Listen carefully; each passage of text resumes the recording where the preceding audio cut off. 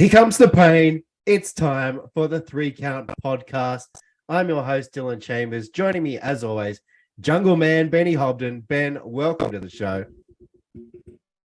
Dylan, what a week, mate. What a week. What a week of wrestling. Great wrestling, some not so great wrestling, but we will get into all of that a little bit later.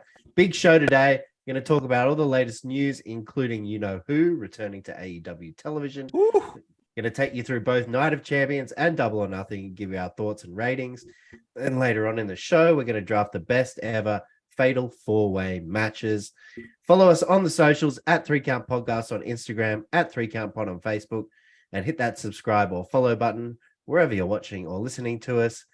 Benny, CM Punk confirmed for Your boy. AEW Collision. Your boy is back, which we knew was coming. We knew it was coming, mate. Back at the United Center. Terrible introduction by your boy Tony Kahn, though. Still sounds like a child. Yes, but it's weird. Worst kept secret in the business. Once they confirmed it was at United Center, if they didn't have CM Punk, they would have got booed out of the building. Would have rioted for sure. Yes, but it's funny you mentioned that about Tony Khan. I was watching with my wife earlier, and she was like, "That's the owner of AEW." doesn't really give off the same vibe as Vince McMahon. But they're just no grapefruits there. No grapefruits. So yes, very exciting. CM Punk coming back. Be interesting to see where they go with it. If they go with the Elite, or they just ignore it, or if they have a brand split or a semi-brand split, what they do with it. So we always said you got to steer into the skid, though. So I don't know. Well, I mean, they have asked Tony Khan about a brand split, and he's been very vague about it because he knows people are going to watch. They want to find out, so he's not going to give anything away. True, very true. So good job there, TK. We have new women's tag team champions. Surprise, surprise. Ronda Rousey, Shayna Baszler are the new tag champs. $1.01, wasn't it? Winks odds. It was not paying very much, and they got the job done. So hopefully the women's tag division can, find some footing. Yeah, nice try. Yeah. Free agent news. So not real free agents, but free agents within WWE. So we've kind of figured out why some of these draftees are free agents now. Ali and Baron Corbin have both appeared on NXT. Yeah, it was interesting. Baron got involved a little bit there, and Ali was just up in the crowd, I think I seen. He's in the crowd, and then he was on commentary. Yeah. And then he went and helped Wesley. Whereas Corbin just took out Carmelo. Just took him out. Just no holds, just go straight in. Took him out, didn't say anything, just grabbed the NXT title and held it aloft. So you can assume Baron's going for the NXT title, and Mustafa Ali and Wesley would have a good North American title match. Yeah, I think so too. Well, we'll talk about Ali later, but I thought he put on a good show at Night of Champions. So yeah. You might not have seen Braun Strowman lately. He has an undisclosed injury, and at the moment he is off TV for the time being. Rumors are they may need surgery. Yeah, I did say that. They have not really said too much about it. So Braun Strowman, nowhere to be seen at the moment.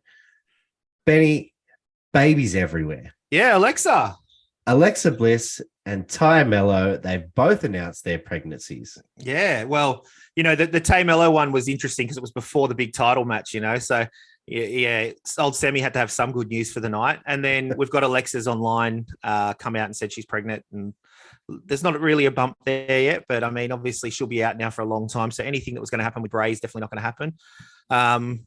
And then, obviously, Ty Mello, we won't see her in the ring for a while. No. I did like Ryan Cabrera's shirt that he wore in the Alexa Bliss post. It was, we're having a baby, well, mostly her. I didn't see that one. I only see the one with Nia Jax posted it with Alexa Bliss. So congratulations, Ty Mello and Alexa Bliss. Did you know that there are now 4 superstars who've announced their pregnancies after being in the ring with Asuka? Really? There you go. So Becky, Carmella, Lacey Evans, and now Alexa Bliss. Bianca Belair lost the title. Is she up next? Hey. Oh, spoilers. Sorry, folks. Spoilers. All right. We'll start the spoiler way. We'll get into Night of Champions now. We'll start off with what they started with the World Heavyweight Championship match, which was Yeah. an interesting opener. Lots of back and forth. Rollins countered a phenomenal forearm with a super kick. Despite his knee buckling as he went for a stomp, he was able to hit the pedigree and then another stomp to become the new heavyweight champion and have Triple H present him with the title. What did you think, Benny? Well, the right man won, as we did predict. I thought it was a decent match. It just didn't live up to that next level that I thought it could, if that makes sense. Like, you think these two in the ring, it's just going to be, a Meltzer shout out 6-star epic. It didn't get to those heights for me. They did play on the knee with the buckling going for this curb stomp and everything like that.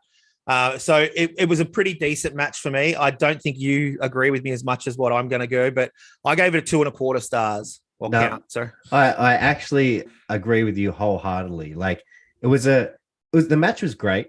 Yeah, it certainly didn't live up to the lofty aspirations that I have for those two guys. All right, you have to use big words. I just use little ones, but okay. But I actually went less. I went a 2 count. Yeah, okay. A solid 2. So count. not too bad then. Yeah. I thought you were going to give it like a 1.5 or something. So no. I enjoyed it, but yeah, I think I expected more. Yeah. Who's Seth's next challenger? That's an interesting one. Obviously, he was in a tag match on Raw. So I'm probably leaning towards maybe Priest. Yeah.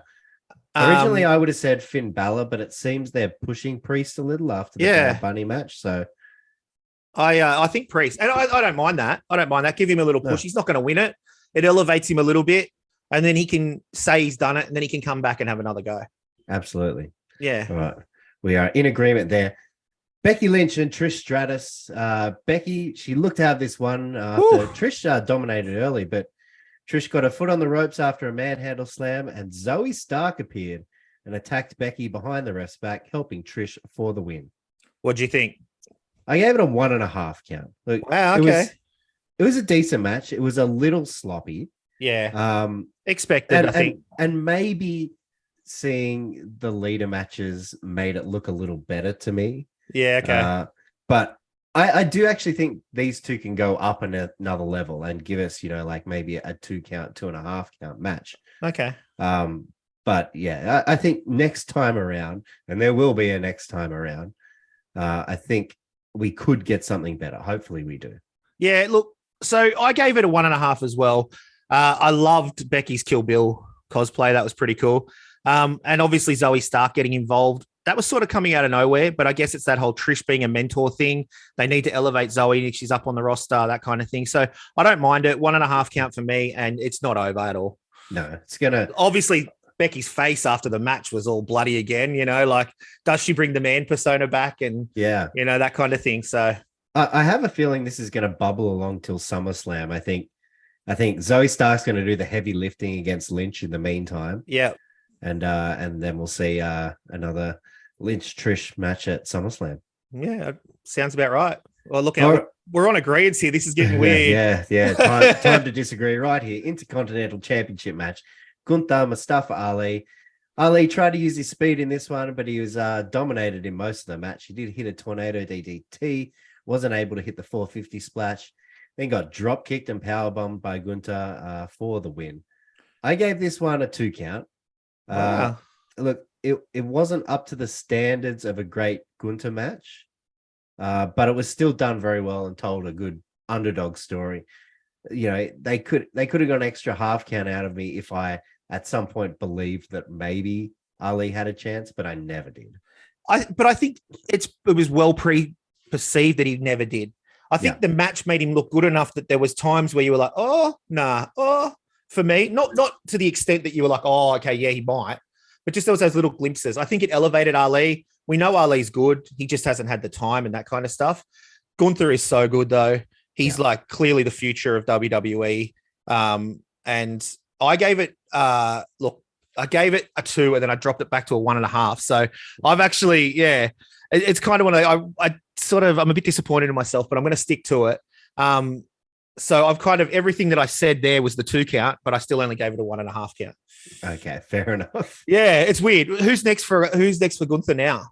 Looks like Riddle's like the next in line. Which we thought Riddle have to go for something, but I just don't. I don't like. I mean, Riddle. he's not going to beat him. Yeah, but hey, maybe they could make something interesting out of it. Yeah, he's the longest reigning intercontinental title holder in the modern era. So I mean, do they just keep him going and going and going until he I fights think for he's the only title? got. I think he's only got a couple more months till he becomes of all time. Yeah, right. Or, Like, or maybe it's more like 9 months or something like that. But do we get like a Gunther versus Rollins at Mania next year for like title versus title or something? Hogan Warrior style or something like that, and that's how Gunther elevates. I mean, there's still talk of that Lesnar Gunter match, but I mean, if that happens, Lesnar's not going over and winning the Intercontinental title. Well, why would he? Yeah. But maybe down Drew McIntyre sorts his stuff out. That's an option there. Yeah, and then we've still got Sheamus floating around. We do. Can't get his hands on the Intercontinental Championship while he's on SmackDown. Well, that still doesn't mean anything. We know brand split doesn't mean anything. So absolutely. Speaking of stuff that doesn't mean anything, the Raw Women's Champion who's on SmackDown, Bianca Belair, versus another person on SmackDown. Another person on SmackDown, Asuka, for the Raw Women's Championship. Very back and forth affair. Asuka missed with the mist, but then she rubbed it all over her hands and stuck it in Belair's eyes when she went for the KOD. Then hit a series of hard kicks to get the upset win. Woo! How hard did you pop, Dill? How hard? That was pop of the night for me. Yeah, I bet, mate. I bet. So my reaction was, for those not watching, it was just stunned mullet face. I could not believe they did it. I was so shocked with the finish until I watched the replay with the whole mist in the eyes thing, and I kind of got it, and I really liked it. Still can't believe she lost. Just crazy. But, I mean, I think, like I said on the preview pod, someone had to lose a title. Yeah. Someone had to lose a title, and that was, I mean, she had a streak going, but she wasn't really going towards like a day number as champion, like to try and beat a number. So I think they made the right choice there. I gave it a 3 count. No, I'm just kidding. I did give it a 2. Like it was enjoyable. I dug the ending. But I think it probably got an extra count for the ending, I reckon. Yeah, I think so. And also for the crowd slowly turning on Bianca during these matches. It's just a little added notch to make these matches more enjoyable. So that's fair. 2 for me. I gave it 1.5. I don't think it was as good as their last match, but it was still a decent match. Yeah. So yeah. And obviously, this probably isn't over, right? Well, unless if Bianca's pregnant. So unless if Bianca's pregnant, there you go. Heard it here first. 3 Count Podcast exclusive. So there you go. If not, no doubt she'll get her rematch sooner rather than later. Yeah. The SmackDown Women's Champion, who is on Raw, Rhea Ripley, took on Raw's Natalya for the SmackDown Women's Championship, and what a whooping it was. This is the most obvious squash match you're ever going to see, people. Ever. Ripley attacked Natty right after the bell rung, just dominated her and got the win with the Riptide in a matter of minutes. Yeah, half count for me just because Rhea won. Otherwise, it's almost not even what you're talking about. Yeah, half count for me too. It wasn't a match. It was just it was an exhibition in dominance. Yeah, I like that. That's a good description. Yeah, the less we say, the better, I think. I mean, that's a long way for Natty to fly over there to just get absolutely demolished. Yeah, but just like Natty's been at every single one of those shows over there. She was one of the first ones ever to go over there and stuff. So she does pride herself on that. And she is a company woman. So she would have done a lot of like social stuff while she's there and that kind of stuff. So power to her for doing that. But Rhea, wow. Who takes on Rhea? Doesn't matter. Where do we go from here? Like Solo could take her on. It wouldn't matter at this stage. Rhea's just too dominant. And it's too hard to figure out. She's on Raw with the SmackDown title. So I don't know who she can fight. I'm so confused. Just do the swap already. Well, just call the title the other title. Who cares if it's blue and red? I don't care. Nobody's looking at the color of the titles. Just make it. Just doesn't matter. One thing crept into my mind on Raw. They had a big promo for Candice LeRae. So I'm like, maybe she'll be next in line if they're. She's tinier than Natty. Yeah, I know. But hey, you never. She's not as tiny as Zelina Vega. So. Very true. But I think the draw card here is Rhea and Raquel Rodriguez. Well, yeah, that's two massive women. But they need a long build for that one. That's a fair call. Yeah, we will see. We then had Cody Rhodes and Brock Lesnar. The Beast dominated until Cody realized he could use his cast. This never occurred to him before the match started. Well, But, this is the thing for me as well is, can he use the cast? Like, is the ref going to call this? I was like, well, and then once he did it once, he sort of gave that ref the side eye and he went, okay, so he kept using it. It was kind of weird. I was expecting Brock to be like fully split open crazy again, which like obviously didn't happen crazily. Yeah. But it looked like he was trying to bust open that cut at one point. Yeah, well, you could see a little bit of blood and stuff, but I thought they were gonna do it, but they didn't. But still. But yeah, so used his cast, but in the end he got put in the Kimura, managed to counter an F5 into a crossroads after getting out of the first Kimura. Then he was in the Kimura again, and the ref called for the bell. So in an interesting call. They called for the bell in that one. Makes sense. He didn't tap, it makes him look strong. Yeah. That's the kind of thing. And he's never gonna tap. No. It was an interesting, it was essentially a squash match at the beginning, which we thought it was gonna be. It was a decent sort of turn once, as you said, he started using the cast and all that kind of stuff. And just the story they told, I think, obviously we're going to get more of this down the road, which we did predict. I think it's more for the story that it told for me than what the match was. I gave it a 1.5 count. Yeah. I gave it a 1.5 too. Yeah. Like you said, did what it needed to do to keep the story rolling. Not a classic by any means, but it wasn't horrible either. No, exactly. Like it could have gone a little bit higher. I almost wanted to go a bit higher, but I just went middle of the road, Where do we go here for Cody? Well, I think Cody's got to be, with the broken arm, they're not going to let him wrestle again, surely, because he came out and called Brock out more. But broken arm, yeah, you got to keep going with the storyline, don't you? You can't not. You can't just all of a sudden, he's feuded with Brock's over, take off the cast, and then I don't think we see Brock for a couple of months, or at least a month or so. I agree. I think Lesnar's going to be gone for a little while. I'm hoping Cody gets a shot at Money in the Bank, because that could, if he wins that could lead to some interesting stuff. Rollins, Reigns, when do they do it? Yeah, I guess Reigns, he's got to complete the story there, but Reigns has got all these other stuff going on. He does. He's a busy man at the moment. Speaking of Roman Reigns, we have the undisputed WWE Tag Team Championship match. Sami Zayn and Kevin Owens, Roman Reigns, Solo Sikoa. Storytelling at its finest. Zayn spoke in Arabic to the crowd before the match got underway. What a pop that was. They were fired up. Wow. It was a slow-paced match, which I guess is not, too off pace for Roman Reigns, but for the rest of them, it kind of was. But it kind of worked to the advantage. It helped the story get told well. Roman accidentally hit the ref with a spear. The Usos appears. After taking out Owens, they attempted to take out Zayn, but then accidentally hit Solo. Reigns got in the ring, pushing them around before Jimmy hit him with 2 super kicks while Jay was screaming at him.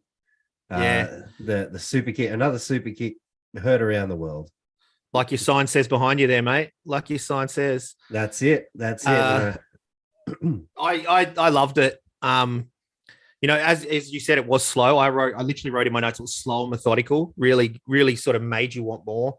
And then it sort of really ebbed and flowed and then picked up the pace towards the end. Everyone got their shots in. Ref goes down. Usos come out. And then Jimmy pulls out to Jay and just goes, I'm going to do what you should have done a long time ago. Yeah. Super kick. Solo comes in. And then, Owens gets the win. Hit with the stunner, hit with the Helluva Kick, and Zayn gets the win. And Jimmy is nobody's pitch. I love it. What did you give it? I gave it a 2.5 count. Yeah, same. I gave it a 2 for the match and an extra half for the Jimmy turn on Roman. Yeah, I literally wrote the Jimmy turn on Roman, gave it half of my. So there you go. We've really agreed here, but 2.5 for me as well. Yeah. Who gets the match now against Reigns? Does Jimmy get a match against Reigns? Well, yeah, I said to you earlier in the week, Sportsbet has a market already for Money in the Bank with Reigns and Solo against the Usos. So yeah. I'm guessing, that's been rumored for a while. I'm guessing that's what happened. It would be great to see a Jimmy Roman main event at a pay-per-view. Yeah, well, Jay got his chance. So Jay's got his. Give Jimmy his. But he's not winning the title. We know that, but no.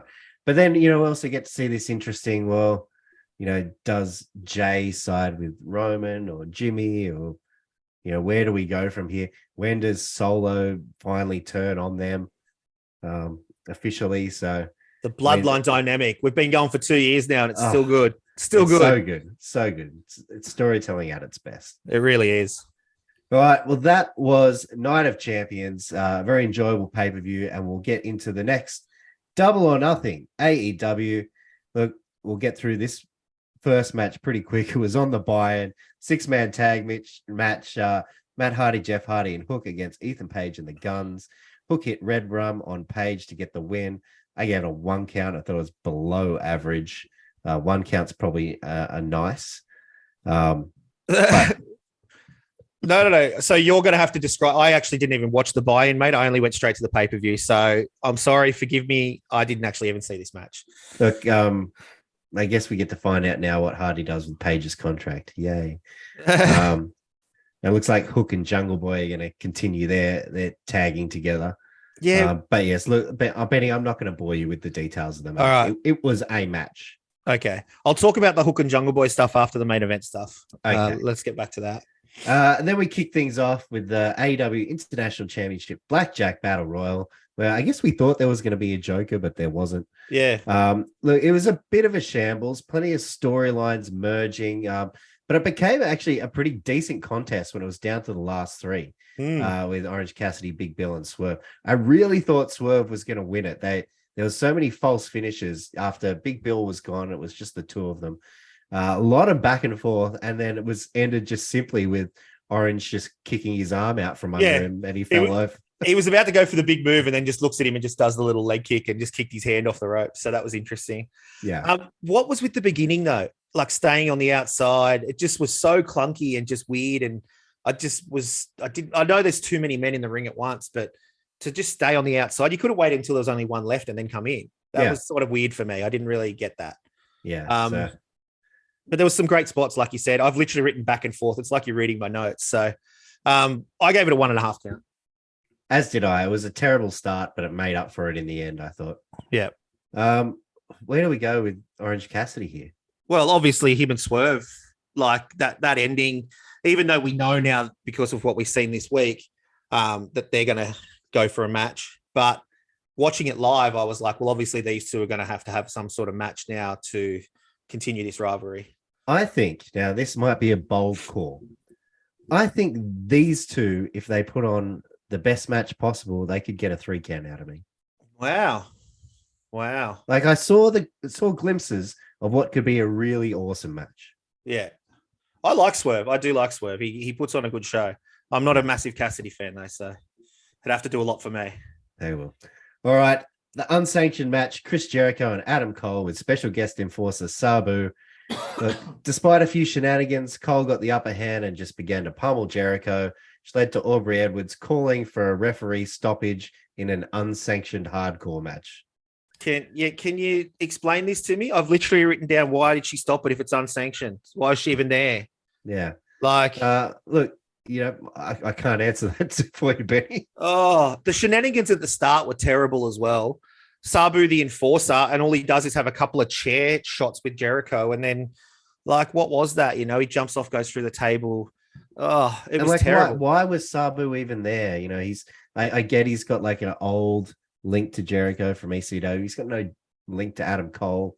It was just even the odds and get him in there, I guess. Tony Khan's pulled another toy that he found at the bottom of the toy box and goes, I haven't played with this one for a long time. Let's pull it out. And his dad's gone, son, that's an old toy that I used to have when I was a kid. And he goes, that's all right, Dad. I think it's really cool. I found it. It's pretty broken, but I'll just put it in the ring with the toys. It's going to be fun. Good work, Tony. Oh, Benny, that is a great analogy. Mate, I'm telling you now, I'm probably going to get sued for this. I love AEW, Tony. I'm sorry, but whew. All right, I'm getting worked up. My face is getting red. Right. Let's move on. I gave it a keep going. I gave it a 1. I gave it a 1 count. I don't know why. It should have been half. I gave it a 1 count as well. I love Adam Cole, but this was a pretty terrible match. Booked very badly with lots of stuff, like Sabu, which just didn't make sense to myself. The crowd were never into it either. It was just, it was a bit of a shit show, to be honest. Oh, terrible. All right, where do we go from here for Adam Cole? Well, they had the mixed tag match. We've seen that on Dynamite. Cole and DMD got the win. Do you think that was like to appease everyone because of how the shit terrible finish? the other match was? Possibly. It was terrible. And it was good to see them get a win as a couple and that kind of stuff. And I just think that Saraya is terrible. She has not done. She's gone backwards. And Jericho just looked pretty average at the moment. I don't know what's going on with him. He's showing his age. Yeah, he really is. He's just sort of hit this lump. He'll reinvent himself and come back with something. He'll probably turn on his Jericho Appreciation Society and do something amazing. And everyone will be like, "Oh, Jericho's back," and he'll be back in the picture of some sort of title or something. But just at the moment, he's just very flat. And I think they need to do some sort of angle where he's out for a while so he can reinvent himself or something like that. Yeah, I think they definitely need to not have any more of this Cole Jericho. No, it's got to be done now. Anymore. We've got to be done. And I'm hoping, I'm a Cole mark, but Same. I think if they give him a shot at MJF, even if they don't have him win, there could be it could be a really fun lead up. Yeah. Because Cole's good on the mic as well. Cole's great on the mic. He was the king of NXT for a while. So yeah. No, it'll be good. It'll be good. So that's what I'm hoping for anyway. The AEW World Tag Team Championship match, FTR against Jay Lethal and Jeff Jarrett with special guest referee Mark Briscoe. Look, a far cry from the tag team classics that FTR used to having, but it did have a lot of old school, very Jeff Jarrett-y shenanigans. Mark Briscoe got taken out. Karen Jarrett hit poor Aubrey Edwards with a guitar. Well, can we just stop there and talk about that for a second? Aubrey took a guitar shot. Yeah. That was crazy. She took it well too.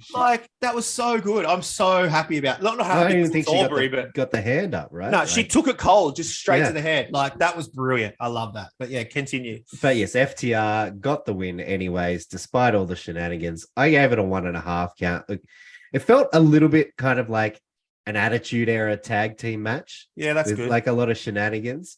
I think these guys probably could have done a little better, but that's kind of Jarrett's shtick. Yeah. I think Lethal obviously carries that side of the tag. Yeah. The FTR boys are brilliant, but Lethal's pretty good. Even though he's a bit older, he is pretty good. Jarrett's just there for the shticky stuff, like you said. Yeah. Look, I've written here that it's funny when wrestlers become refs. They just seem to forget everything. I know Briscoe's not he's obviously never even thought about being a ref, but it was just weird. And the shenanigans and the shtick sort of side of things took it away from me. I gave it a 1 count, but then I gave it an extra half just because FTR retained the titles. So 1.5 for me. So it looks like we're going to have FTR against Bullet Club Gold. Which they should make for at least one great match. One, not two. Maybe we'll get 2 out of it. Hopefully we'll get more, and no doubt they'll bring someone else in, and we'll have a Ricky Starks in there as well. Well, this is the thing, obviously Bullet Club Gold coming up to Forbidden Door. What's going to happen there with the whole Bullet Club stuff and that kind of thing? So that'll be an interesting sort of dynamic, and whether FTR try and pull Bullet Club on their side, if that does become a thing, and then Bullet Club Gold. So I don't know. There's plenty to do there, leading into that kind of stuff. Yeah. There is. Looking forward to seeing what comes next. We then go into the TNT Championship ladder match, Wardlow and Christian Cage. Bit of a botchy ladder match. Didn't take long for Luchasaurus or Arn Anderson to get involved. And how does Arn counter the power of Luchasaurus? How about by biting his thumb off? Arn needs to stop, man. He needs to stop. He looked terrible out there. It looked like he was going to die at any second. There was a terrible gimmicked thumb too. The blood in his mouth and stuff. It was so bad. I thought it was a decent. It was clunky, but I thought it was a good match. I thought they made Christian look pretty good. And Wardlow got elevated because of Christian pushing him to the limits in a ladder match. Obviously, when he jumped off the ring ropes and then landed on the ladder, and the whole ladder buckled underneath him with his weight. Yeah, that was crazy, man. That could have been super nasty. Could have been real bad, but I actually enjoyed it more than I thought I would, and I gave it a 2 count. Yeah, well, I mean, Wardlow hit that huge swanton bomb off the high ladder. Yeah, on the Luchasaurus of the 2T, which was, eat your heart out, Jeff Hardy. Yeah, that was a spot of the match. And then, Arn tipping the ladder over, so Christian got the power bomb, got power bombed. I gave it a 1.5. Look, it was a little botchy. I don't think Wardlow needs to be in these ladder matches. Obviously, Arn was showing his age, and I just thought it just wasn't. I love a Christian match, but it just wasn't as enjoyable as I thought it could have been. Yeah, that's fair. Is it time for Luchasaurus to get his due? He's just got no charisma, pardon the pun, Well, that's why he's got the captain with him. Yeah, true. But it's just sort of, will Christian ever let him get over? I think a Luchasaurus title reign with Christian calling the shots would work pretty well. I mean, Wardlow doesn't need the title at this point. I think that could be fun, and then you finally have him turn on Christian at some point. Or Christian turn on him, yeah. Or Christian turn on him. But we'll see where they go with that one. We move on to the AEW Women's World Championship match. Jamie Hayter, Tony Storm. Obviously, Hayter's got a legit injury. They sold it with the Outcasts attacking her before the match. Benny's fired up already. She had a gutsy performance, but it wasn't enough. Against Storm, who used the exposed turnbuckles, and Saraya and Ruby helped her get the win and the new AEW Women's World Champion. Where do you want me to start? This was clunky as it was so bad. They couldn't sell anything to save their lives. And just obviously the finish, they've gone for the same finish they went for, except in reverse. And she didn't even push her towards the corner post. She was going towards the ropes, and somehow she just runs this way and turns and runs that way 5 meters and dives into the corner post, the exposed turnbuckle. Like, come on, do better. Go for an extra 30 seconds and redo the spot. Bounce off the ropes, call another spot, then do it. You cheapen the whole company and the whole of wrestling for people who are trying to win over new fans and that kind of stuff by doing stupid stuff like this. And I'm sorry, it was terrible. I hated it. It gets a half count just because Tony won the title. Go Aussie. Wow. Okay. I gave it a 1 count. Maybe that's generous as well. I always thought it was going to be tough with Hayter already being injured. And I like the call to give Storm the title, but yeah, it was definitely a letdown of a match. That's for sure. I do love the Outcast with the title in their ranks though. Now, Baker and Sheeta are going to fight to try and take them down. I don't know if that's if they're going to cut it to taking the title away, but yeah, Jade Cargill doesn't have a title anymore. Jade will be out for a little bit, I think, and then she'll come back and she'll go for the title, I think. Well, that would be pretty interesting. But you would have to think that, I don't know how long Hayter's going to be out for. Will she be back for the Wembley show? Well, she'll be definitely thereabouts. She'll be in the corner of DMD if she's not fighting for the title, because she has to be, doesn't she? Her comeback, if she can be back by then, that's the perfect match, right? Oh yeah, of course. Storm and Hayter rematch, and hopefully not as terrible as this one for the poor Wembley crowd. All right, we move on to the AEW World Trios Championship Open House Rules match. House of Black and the Acclaimed. Max Caster kicking things off with one of his better rap lyrics. That was so good. Referencing Dominic Mysterio and Rhea Ripley to Buddy Matthews. Just on that, did you see Rhea's tweet? She came out and tweeted, "Hey, look, Dominic, we're over in 2 companies now." That was pretty good. I like that. That is great stuff from Rhea. Yeah, great. Oh, she's just on fire at the moment. Yeah. And so is Dom. But yes, look, the heels had a strong start in this one. Daddy Ass got the hot Daddy Ass. It sounds weird saying it in the Australian way. Daddy Ass. Daddy Ass. He got the hot tag. Just sounds creepy. Don't ever do that again. Daddy Ass. He got the hot tag. He looked brilliant until he got hit with a kick from Malachi Black, which resulted in House of Black retaining. I gave this one a 2 count.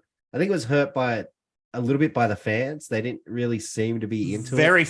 Very flat. Maybe it's the lighting. I don't know what it is. I mean, I enjoyed the match. It just didn't seem like the fans who were there were into it. I gave it a 2 count.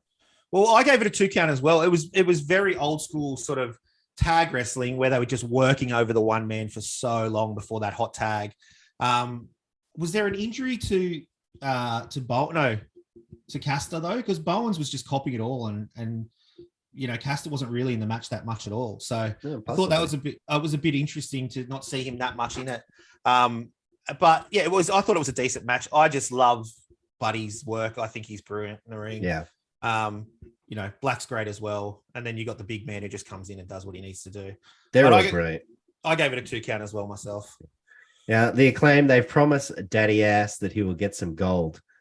Do they go after House of Black again, or do they maybe try and take the trios titles in Ring of Honor from Gates of Agony?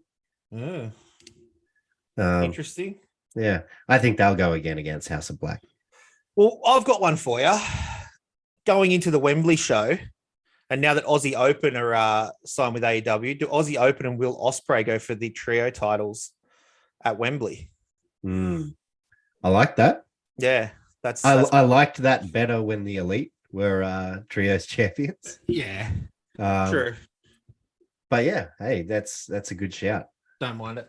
Just throwing it out there. I've got to predict something. Yeah, there you go. We move on to the TBS Championship match. Jade Cargill, Taya Valkyrie. One of Jade's better matches. I think this comes down a lot down to just how good Taya Valkyrie is. Cargill fought off a road to Valhalla and a massive stomp to hit Jade and retain her title to hit 60-0. However, smart Mark Sterling gets on the mic and says they're open to any challenges. Who would return but Chris Statlander in a very quick match. Stat defeated Cargill to win the TBS title and end the streak. Now, how much did this have WrestleMania 10 vibes? The one at Caesar's Palace? Yokozuna beats Bret Hart, and then Fuji calls out and Hogan says, I'll take the title.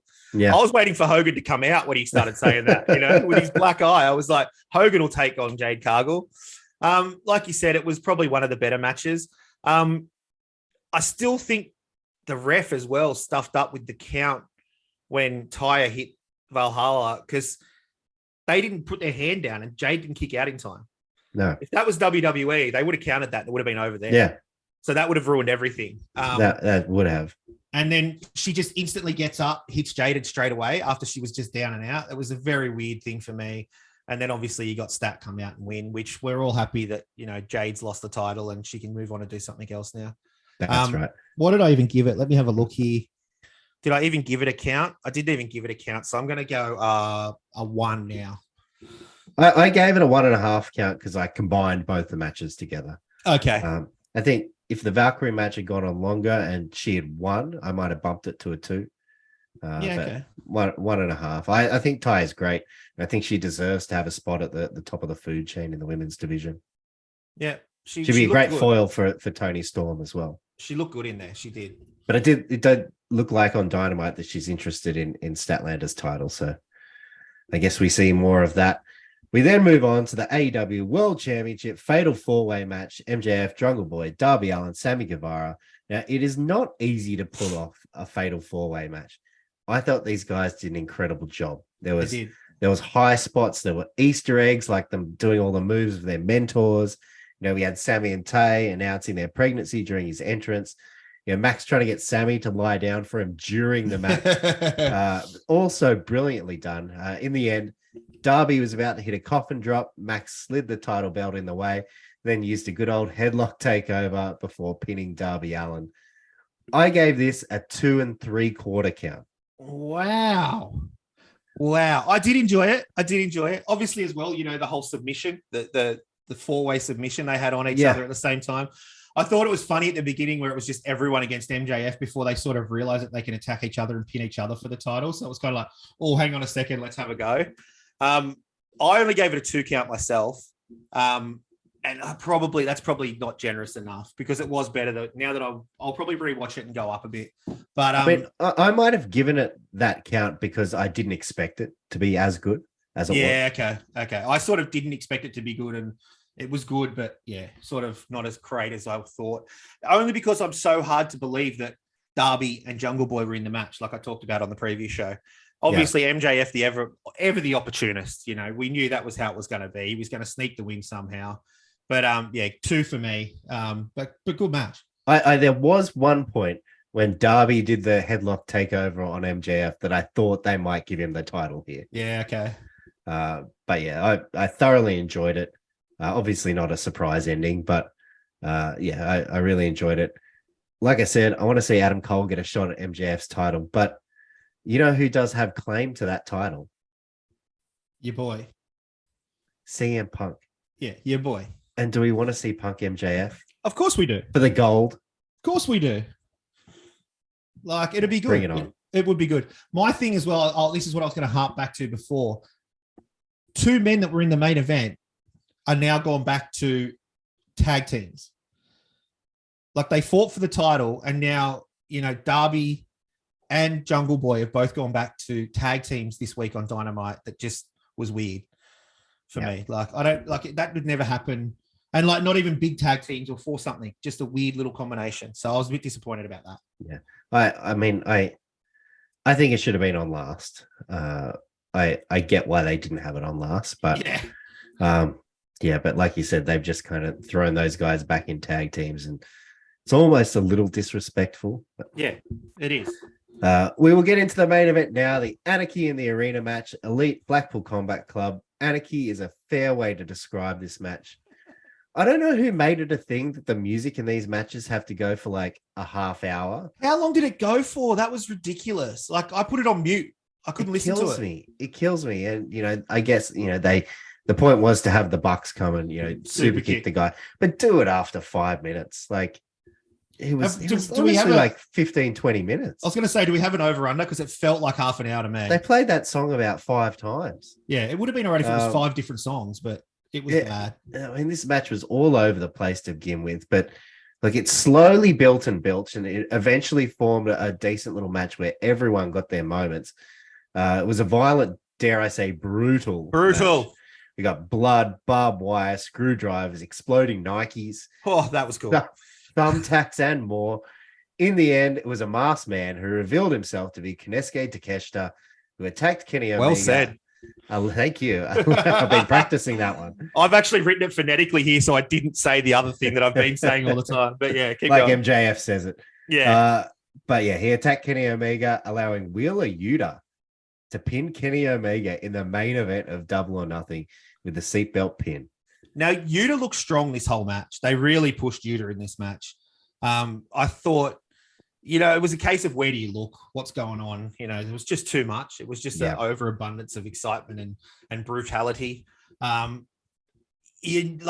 Takeshita coming in, he didn't really get Kenny, like with that knee. It sort of missed him because Callis was in the way. So it was sort of a bit disappointing. But, Yuta gets the win, and Blackpool Combat Club, I was going to say something else then. BCC get the win. So interesting. I gave it a 2 count.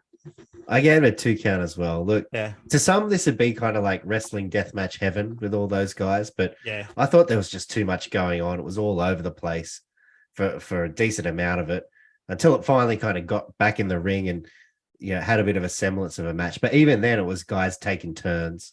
Well, I thought the little combination between Omega and Page, where they were doing like those little, continuation moves and stuff, that was pretty interesting towards the end and stuff. That was good. But yeah. Daniel Bryan went very brutal and sort of went a bit crazy as well. So yeah, it was just too much. Yeah. So amazing spots, some brutal stuff. Just didn't hit me the same way the Fatal 4-Way match did. Maybe I'm a purist. We've swapped. But I did enjoy the exploding Nike. That was that was cool. Very cool. Now there was a mention on Dynamite of Omega. He wasn't there, but he's also not home in Canada. Maybe the Elite are bringing in some reinforcements with Forbidden Door coming up. 100% what I've written down here. Forbidden Door coming up. The Elite are going to need some help, and they're going to have, now that Takeshita has sort of gone against them, they're going to bring in somebody to go against him and get some reinforcements. Absolutely. Well, there you have it. That is our thoughts on Double or Nothing. Time to get into the draft, Benny. Best Fatal 4-Way matches. There's going to be a lot of names in this one. I'm gonna have fun trying to fit this into an Instagram post. There is a lot of people involved in these ones. The font will be very small on that one. Yes. Best Fatal 4-Way matches. Benny, you have the first pick. All right, let me look at my list here. There was 2 for me that sort of stood out above the rest, but my number 1 pick is going to be 2007 Backlash for the heavyweight title. Edge, Randy Orton, HBK, and John Cena. I agree. I think that was the 101 as well. Yeah. And here it kind of gets hard. Murky. There's a lot of good options. Yeah. I'm going to take SmackDown 2001, TLC, Yeah. Edge and Christian, the Hardys, the Dudleys, Benoit and Jericho. Benoit and Jericho retain. Benoit injures himself during the match, but then he's still the one to climb up and get the title. So that's what I'm going with. That's a good pick. Obviously, those kind of matches were always brilliant. So, and it was free on SmackDown. Yeah, good point. All right, my next one is going to be. This is tough. This is tough. All right, 2016 Extreme Rules IC title: Cesaro, Kevin Owens, Sami Zayn, and The Miz.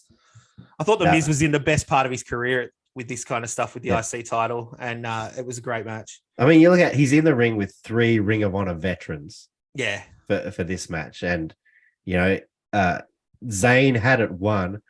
Owens screwed him over, and then Miz sneaks in to retain his title. Was ever the opportunist, the chicken shit heel. So well done. Yeah. Out of all those 4, he being the one that retains it.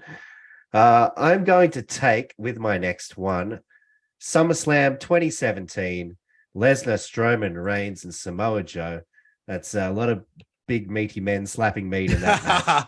That was the next. That was the 2 I was tossing up between. So. A lot of dominance in that one, with Lesnar ending up F5ing Reigns to retain the Universal title. Yeah, that was my next pick. So thanks for that.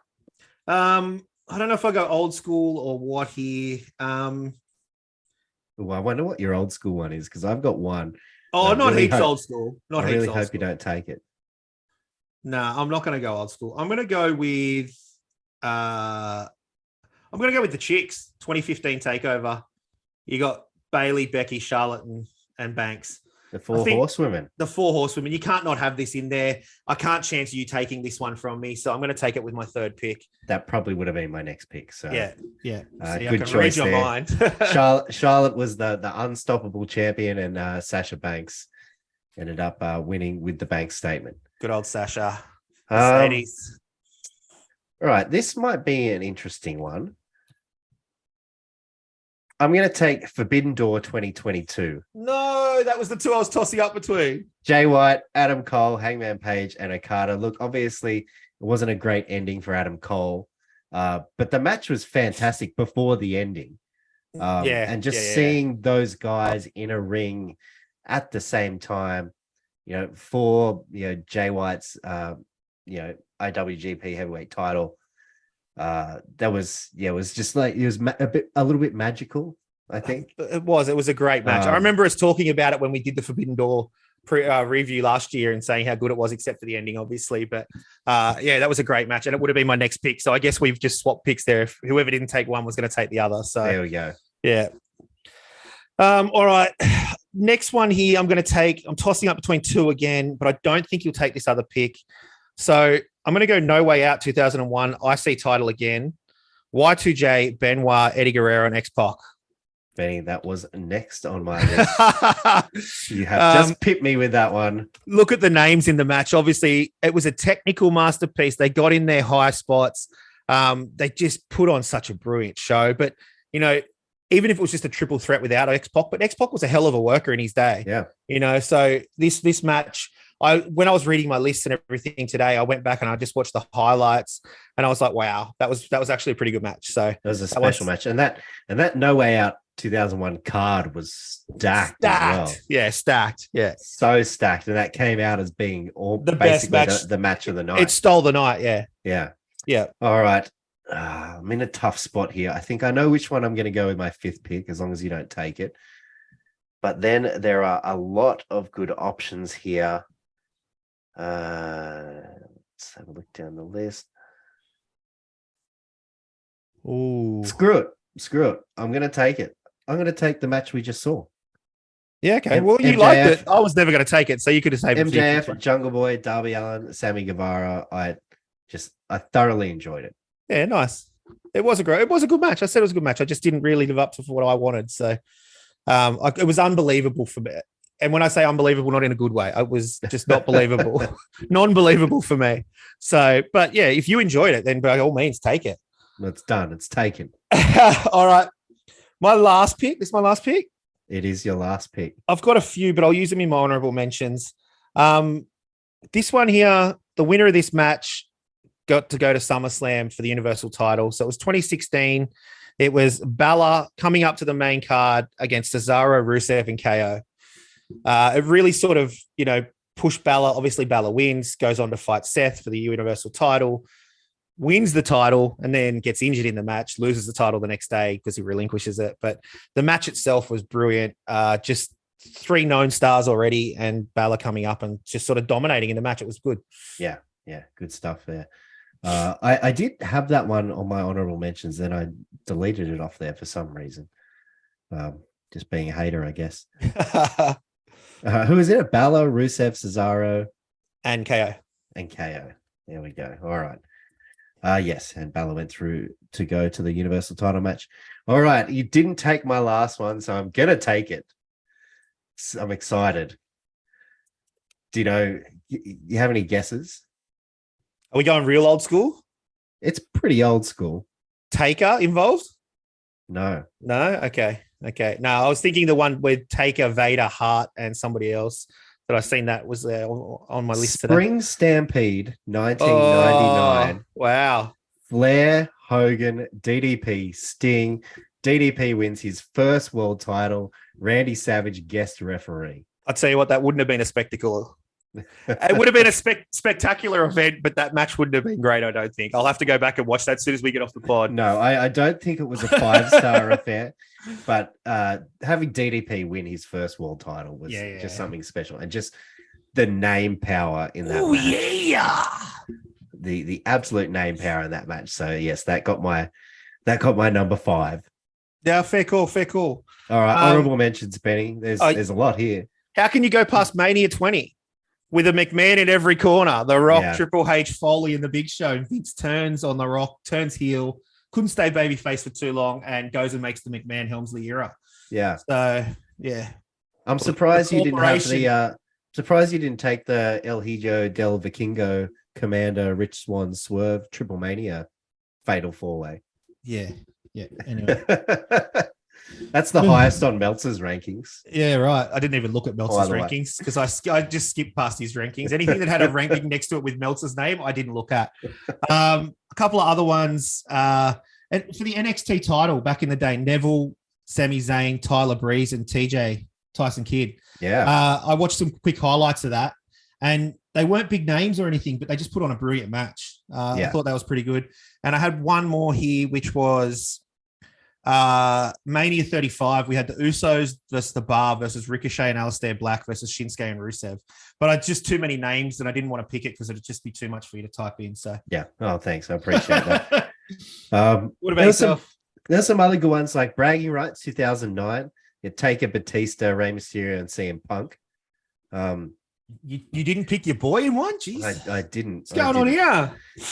Raw 2016. KO, Jericho, Cesaro, and AJ Styles. Yeah. Some names in there, just isn't there? the names in that one. Yeah. If you remember back to last year, the full gear, Jericho, Bryan Danielson, Castagnoli, and Sammy Guevara.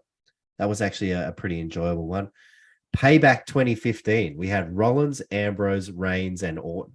I did have that one written down as well. Yeah, that was on my the on Shield my list. Reformed for a minute or two to give Orton the triple powerbomb. Yes, and then I was surprised you didn't take the Taker, Austin, Bret Hart, Vader in your house. There you go. So yeah, it was on there. I couldn't remember who the last person was. It was Austin. Yeah. And then the last one I had, Wrestle Kingdom 12, which was when Jericho returned to New Japan. Yeah. Will Ospreay, Takahashi, Kushida, and Marty Scurll, whom I know we're not really supposed to be giving props to Marty Scurll at the moment, but yeah, where Ospreay won the Junior Heavyweight Championship. That was an incredible match. Ospreay did this crazy moonsault. I think it was off a lighting rig. Good stuff there. This is what I love about our drafts, because you'd always you look up what we're going to draft, and then you start just looking through that everyone's got their top 10s or whatever else. And you start looking and then you start watching the YouTube clips and then all of a sudden it leads into the next thing and the next thing. And you just go through all these matches and it's brilliant. So you get to see so much of old stuff that you haven't forgotten about. So I love it. Going back through time. Well, that is it for our show this week. I'll go back through our list just quickly. A lot of names here, but here we go. Benny, first pick, Backlash 2007, Cena, Orton, Edge, HBK, Cena retains. Extreme Rules 2016, Miz, Cesaro, Owens, and Zayn. NXT TakeOver Rival 2015, Charlotte, Becky, Bailey, and Sasha. No Way Out 2001, Jericho, Eddie, X-Pac, and Benoit. And then we have the Raw match for the winner going to SummerSlam.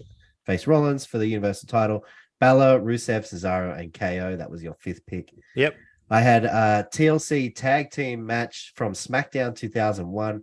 Edge and Christian, Hardys, Dudleys, Benoit, and Jericho. SummerSlam 2017, Lesnar, Strowman, Reigns, and Joe, where Brock retained. Forbidden Door 2022, Jay White, Adam Cole, Hangman Page, and Okada. MJF, Jungle Boy, Darby Allin, Guevara, Double or Nothing 2023. And lastly, Spring Stampede 1999, Flair, Hogan, DDP, and Sting. The names, I love it. Whew. All right. So much. And that is it for the show this week. After we've got through all of that, we'll be back in 3 weeks. We're going to preview Forbidden Door, which is coming up.